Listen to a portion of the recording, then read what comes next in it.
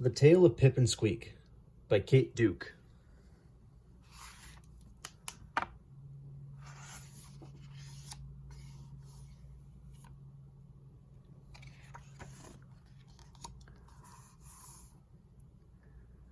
Once upon a time, there were two brothers, Pip and Squeak. They lived together in a big house in a pleasant neighborhood. Pip was an artist. He painted pictures. Squeak wrote songs and sang them in a hearty baritone.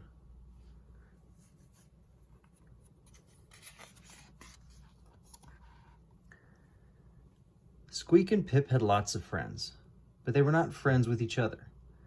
Pip said the sound of Squeak singing hurt his ears. Squeak said the smell of Pip's paint irritated his delicate throat and made him cough so much that it was a miracle he could utter a note.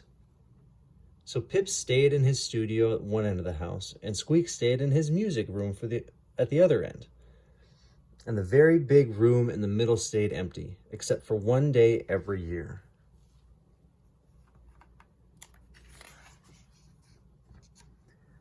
On that day, Pip and Squeak always gave a big party for all of their friends.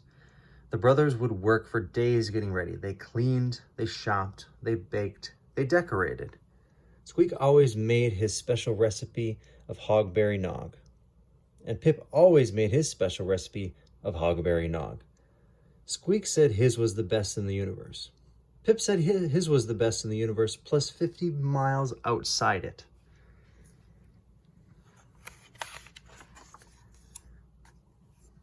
Every year the party was the same. For entertainment, Squeak would sing his newest song up in his music room. Pip stayed downstairs. Then Pip would show off his latest painting up in his studio. Squeak stayed downstairs.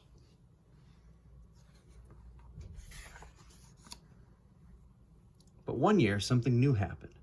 Squeak wrote a new, very long song.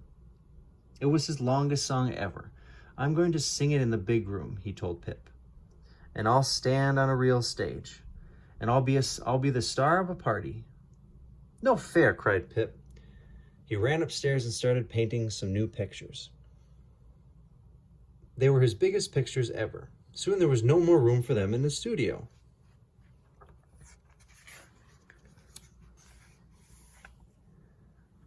Downstairs in the big room, though, there was plenty of space. "Hey," shouted Squeak. "You've ruined my stage. This is a mess." "It is not," said Pip. "It is my art exhibit. My paintings will be everywhere, and I'll be the star of the party." "No fair," shouted Squeak. Pip pulled Squeak's tail. Squeak yanked Pip's ears. Pip ran. Squeak ran after him.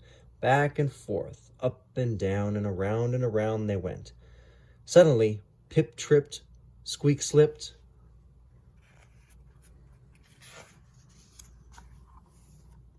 Chairs tipped. Pictures flipped. Music ripped. "Eek," Squeak squawked. "Yeek," Pip yipped.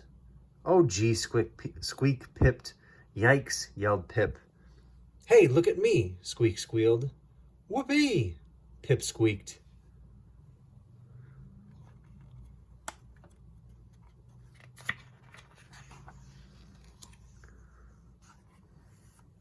"This is fun," Pip pipped. "Lots of fun," sang Squeak.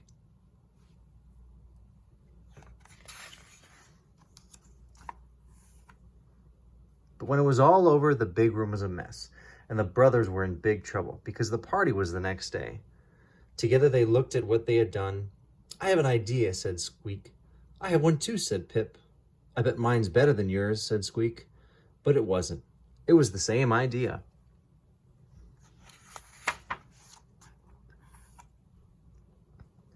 The brothers got busy. Squeak hammered, Pip sawed. Squeak found a curtain, Pip found a pole. Squeak noticed a problem. Pip fixed it. Pip had to touch up a few of his pictures.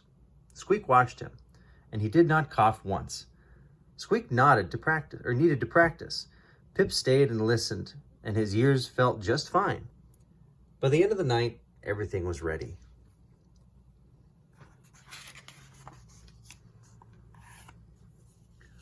When the curtains parted, the audience cheered.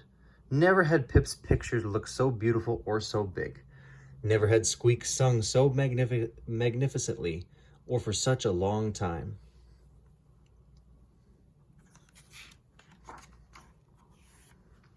At the end of the show, Squeak bowed to the audience. Pip bowed too. And then they bowed to each other, because they were both the stars of the party. Bravo, Squeak. Bravo, Pip, the audience shouted. Hooray! Hooray!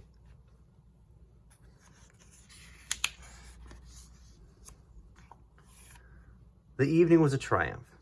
The guests all exclaimed that this year's party was the most fun ever. Pip and Squeak had to agree.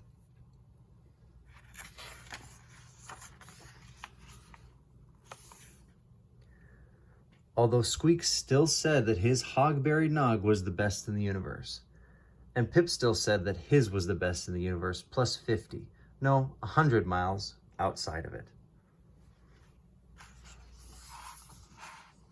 The end.